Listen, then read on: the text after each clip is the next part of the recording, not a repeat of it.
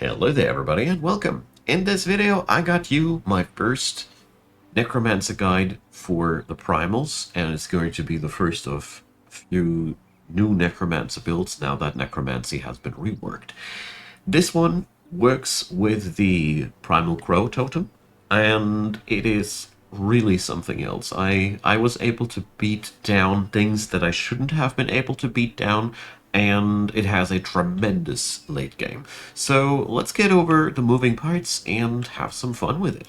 So species-wise, I went for the good old pack tactics, which provides you a good reason to swarm enemies. And since we have a lot of summons, we have zombies, we have swarmy units, you can't really get a good punch out of that. It primarily amps up the damage of your supporters and your backliners. Sneaky, I went for that as it is really nice to have some extra damage on flanking if you ever can pull it off. It ain't that hard to pull off since again we are pretty good at swarming things, and elusive to give you a little bit of an edge in melee. I think these are very interchangeable, except for I found that pack tactics was extremely viable for this one as there's just a lot of stuff that we can put on the battlefield. The Stormcrow totem gives you mana for grassland provinces, and that's why I felt like it was the best primal totem to pick for a Necromancer build. I still think that the primals are not the optimal choice culture-wise for Necromancers. As good as this build went, I'm pretty sure I will get something better off with the other factions, but this is nevertheless pretty potent. And it really is very versatile. I was very surprised what kind of shenanigans I was able to pull off and survive. The special feat of the Stormcrow is AoE lightning damage, and this is really cool. It's a splash lightning AoE, and it really brings your low tier units to an entirely new level. More about that later.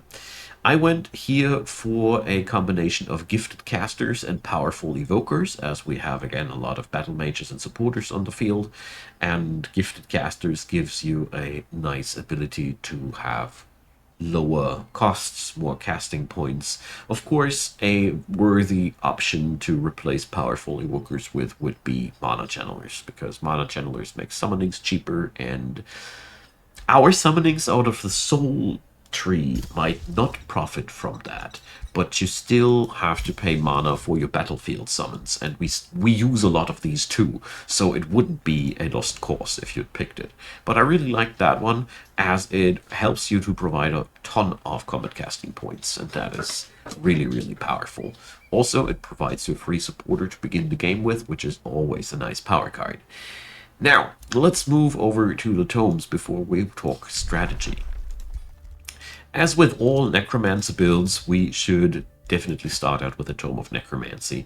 This one offers you basic soul harvesting capabilities. We can reanimate enemies into skeletons, and we can hire Necromancers, which can raise a dead enemy once into a zombie or resurrect one of your own, and they can put a serious buff on your undead without giving up their remaining actions. This means that they always leave one action point after doing this. So they are really good at buffing up your undead. Wait until something dies and then you can just bolster your ranks with it. This can really turn from one turn to another the battlefield to your favor. Necrotic magic is really amazing as it gives your supporters the ability to inflict decaying, which is in my opinion one of the nastiest debuffs out there. Alright, we also should pick up Soul Collection ASAP, as this will be one of our first soul income sources before we get the ability to build Soul Wilt, but more about that in a hot minute. Necrotize is a really cool nuke. We're not going to use it that much though, because I kept summoning most of the time. But it provides a free decaying zombie if the target of that spell dies, and that is really good. I mean, really good. Use this to finish off enemies or prime enemies that you want to finish off in the turn to get a free unit. And Rotting Explosion, well, it's the good old Rotting Explosion, and it's tier 1 now. So all these summons of yours, the undead ones, can be turned into hand grenades. I really love that. It's a well-rounded combo. We also can build soul wells, which provide daily soul income, and that's in the current run where I'm at. This is something that you should do when you're transitioning from the early to the mid game. This is where you crank up your soul income, but basically you should really try to get them up and running as fast as possible. Unholy Leader, power card. Pick it up on all of your heroes as it is a novice hero skill, and eventually all our units will be undead, so there's nothing to lose. The other tier 1 I picked up for this build in particular was the Tome of Enchantment. I really did a lot of evaluations, but I stuck with this one because of a lot of reasons. First and foremostly, Sundering Blades and Purging Arrows. Sundering Blades is, in the early game, a little bit underwhelming. In all honesty, it doesn't do that much to make your tier 1 skeleton riffraff to shine, but it provides you the ability to wear enemies down with that constant flow of cheap tier 1 units grinding down their defenses, which is really much more powerful than I anticipated. It also boosts up all your units that you will use later on, so it is a direct upgrade to your high tier units, and that's where you really notice how powerful Sundering Blades are. Especially when you use tier 3 fighter units, like the Corrupted Souls, you will really notice how much that adds into their damage. Purging Arrows is amazing. This the new rework for the Tome of Enchantment, and it strips positive effects off of the enemy. This is powering up your relatively weak archers into buff strippers. This is really good. They can prime enemies with that, and yeah, I've been positively surprised how much that did for my archers that felt pretty useless before, because they can now take off that nasty buff stuff from the enemy.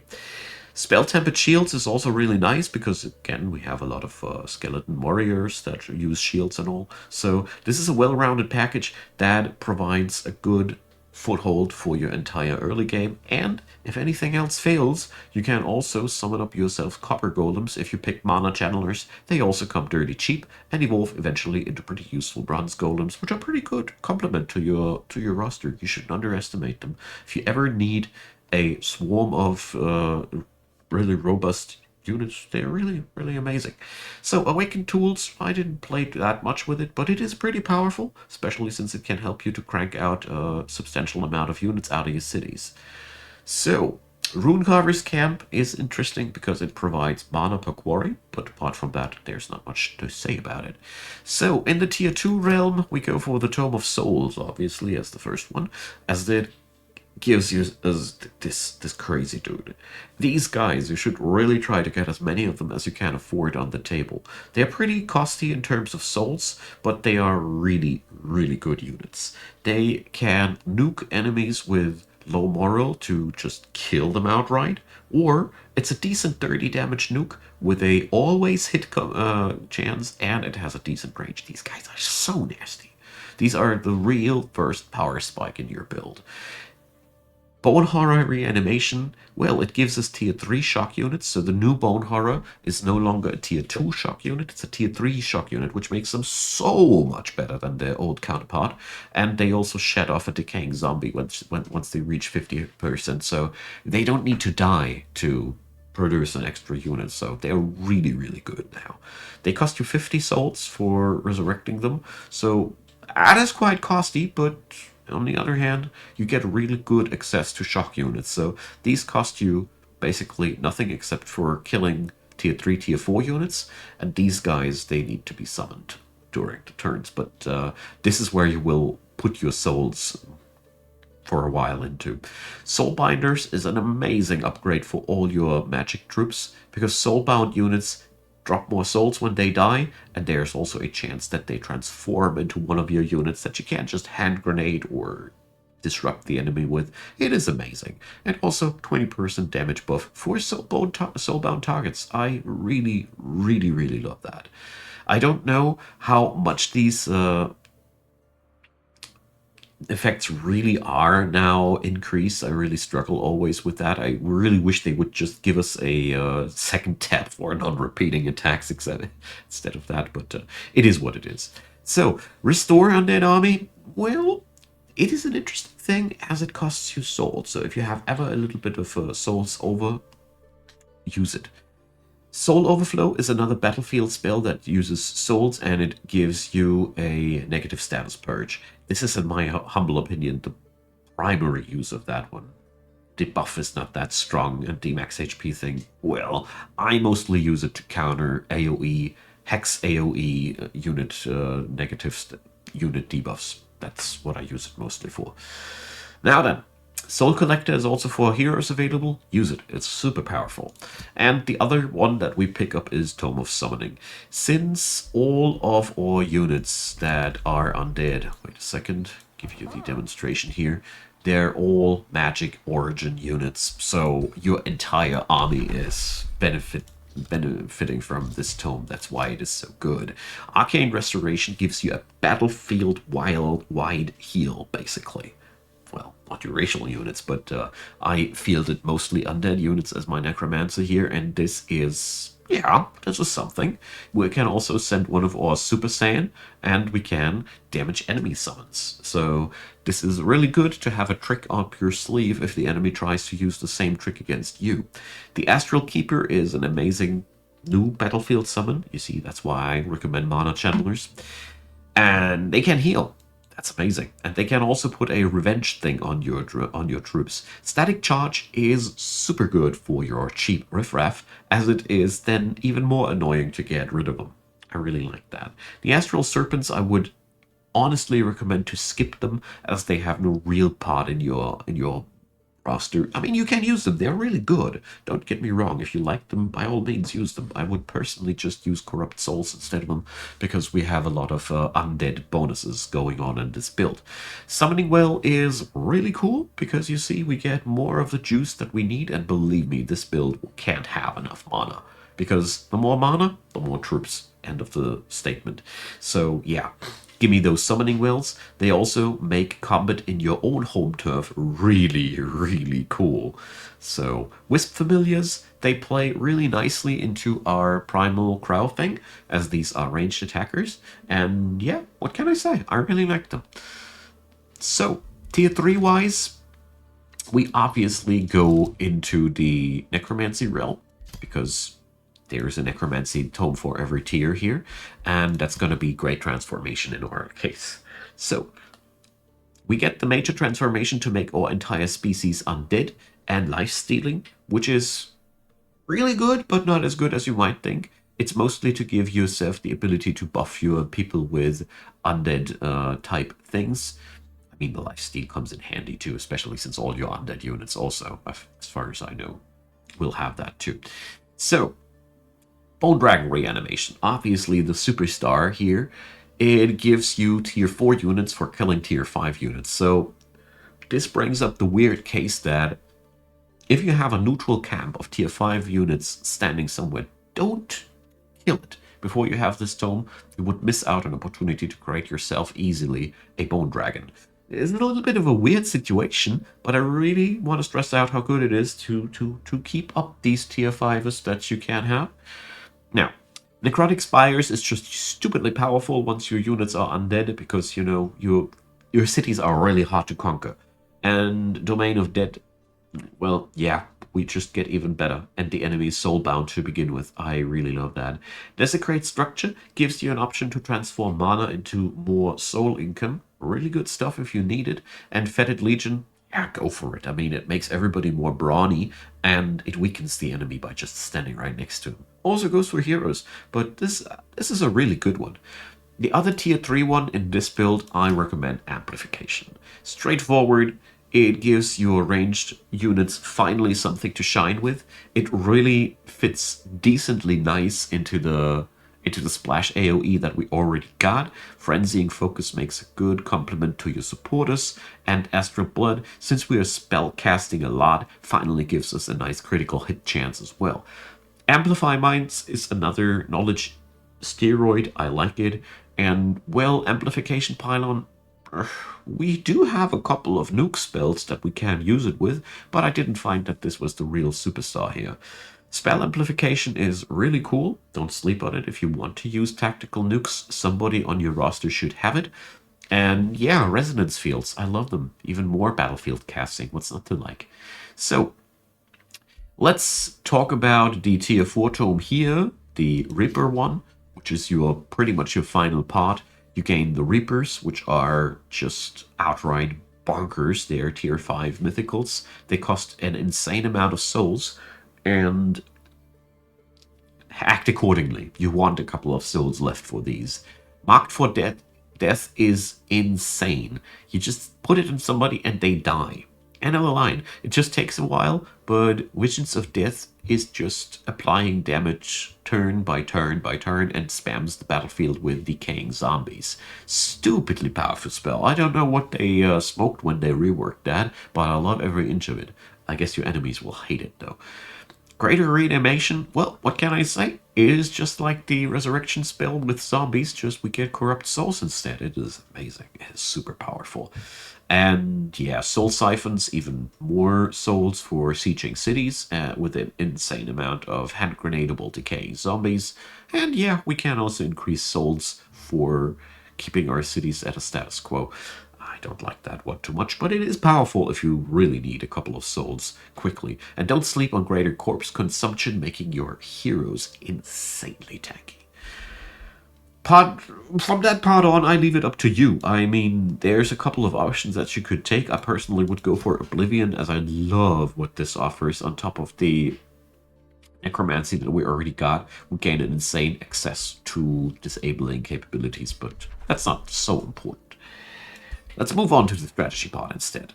So this build is powerful from the get-go, as we have access to the primal summons. The primal crow does carry you really darn decent well. Unlike other primal totem animals though, you can't really use it to fire it into the enemy backline as it is a ranged unit, but summoning a couple of these when the enemy stands bald is just a major nuke. But apart from that, they really are good in the early game, but you shouldn't rely that hard on them later on, because there are more attractive options. Rotting Explosion, Necrotize, Arcane Restoration. Try to save up your battlefield spell points for that. The Primal Crow is still always a powerful option to gain a quick fix of AoE, but they just are a little bit underwhelming towards the other primal totems that you can summon. So I found that during the tier 1 phase, this build had no problem whatsoever stomping the battlefields out there, simply because whenever something dies in your roster, you can just simply replace it. So you should really just fill up your ranks with skeleton warriors until you have that triple stack. I mean, not only skeleton warriors, obviously. Pick up some archers and battle mages and pole arms too. And with that stack, you can just go roaming and conquering quite easily, as these guys are pretty good. You should always accompany them with your animists and necromancers, obviously, to give them the healing capabilities that they need. But all in all, you want to replace that skeleton riffraff in the course of the time with higher quality units that can be either supporters or bone horrors or corrupt souls or whatever, but try to fill up that troop stack as fast as you can and get yourself cities. Cities are so important for this build. You really want a big empire as quick as you can, as the more cities, the more souls, the faster you can get yourself units. Cities also help you in terms of getting that mana. You want grasslands to get yourself even more mana, because that's how your faction works. And yeah, all in all, you get a sudden power spike once you have access to these guys. These are stupidly powerful. Like I already mentioned, they can really inflict so terribly much damage, and they are also interacting pretty decently with low moral. This goes as so far that you can, if you don't want to go for the Summoning Tome, go for Doom Herald instead, but I personally wouldn't recommend, as this build has almost no extra support capabilities. You don't have that much heal, and the Tome of Summoning fixes that problem excellent, but it is really the only tome option for support and healing that we got so far. So what's left to say? You really should avoid warfare with other AI entities as long as you can. until you have the tier 2 tome. Once you have the tier 2 tome, be at war constantly. It increases your soul income, and you should really try to get yourself as many armies as your mana pool can properly fund. Heck, if you have enough gold open, you could also go for yourself and hire a couple of racial units, but as you see here, I didn't even go for the tier 3 town halls here yet, because I didn't need the tier 3 spears. The necromancers and the animists are all you need out of your cities. The rest will be reanimated directly, or you just put them on the battlefield with this spell. On the battlefield itself, we are using a lot of summons as usual, so try to get yourself summoning spells on your keystone skills and spam those support skills. Your heroes are the healers that your faction needs, and therefore skill them accordingly, pick up spiritual healing and restore, and you can always use spiritual healing to summon backline archers, as many as you need. The more of the enchantments that you got, the better, as we got a lot of enchantments that boost up battle mages. As you see here, it starts out with necrotic magic. We gain soul binders after that. On tier 3, we even gain amplification, and no, here, that frenzying focus. So over the course of the time, your birdies become stronger and stronger, but they will never, ever be super powerful. Therefore, don't rely on these. You are a Necromancer faction. Rely on your undead. These are the real power cards. It goes so far that I'd even recommend at some point having way less animists than necromancers, as necromancers are much better in so many aspects. They just cannot heal your units, but yeah. Use your battlefield's magic for that purpose, as this is really just an easy way out. Arcane Restoration is super powerful, and once you have the Astral Keeper, you can pick these, fix these guys up to give your units another burst heal. Don't go without animists though, they are really good, and the capability to summon 1 or 2 extra primal birds is sometimes a real game changer, as the AoE they deal is massive. But yeah, have some fun with it.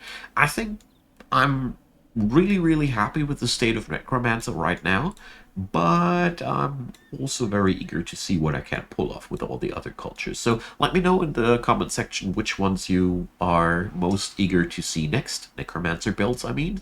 And yeah, all other comments are, of course, welcome too. Thumbs up would be recommended. No.